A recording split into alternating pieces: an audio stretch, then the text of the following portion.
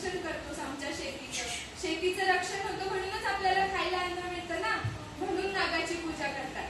तर आज आपण बघूया की विषारी साप कोणते असतात, बिनविषारी कोणते असतात. तर हे दोन सोडून निम्न विषारी साप पण असतात, म्हणजे ज्यांच्यात थोडंसं विष असतं. तर आपण आज हेही बघूया असे साप कोणते असतात. तर असं खूप लोक म्हणतात की नाग आणि धामण असते, हे सारखेच दिसतात, ओळखता येत नाही. मग ते कसे? मग धामण ही बिनविषारी साप आहे आणि नाग हा विषारी साप आहे. तर आज आपण या सगळ्यांची माहिती. मोठे साप कुत्रे अजून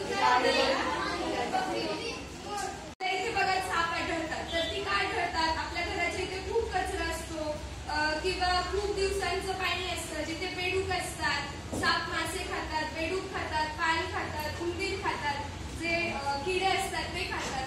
साप हा पूर्णपणे मांसाहारी प्राणी आहे. कारण असं म्हणतो की नागपंचमीच्या दिवशी सापाला दूध द्यायचं, तर द्यायचं नाही. सापाला दूध दिल्याने सापाला त्रास होतो.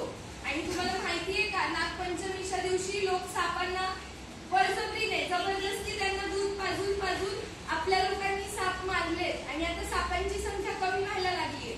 असं नको व्हायला ना की आपण आपल्या आई बाबांना सांगितलं नाही की आई सापाला दूध नाही द्यायचं. जर आपण त्यांना सांगितलंच नाही तर ते जबरदस्ती दूध पाजतील सापाला.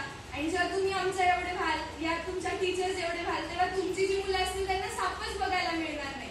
माकड, ससा यांच्यासारखं त्यांच्याही पाठीला म्हणताय, त्यांनाही अवयव असतात आणि त्यांचं शरीर लांब. आता आपल्याला कसं असतं, आपल्याला 2 हात आहेत तर वेगवेगळ्या सेम बाजूला आपल्या वेगवेगळे हे हृदय आहे, फुफ्फुस आहे किंवा पोट आहे. तर हे सगळं आपल्याला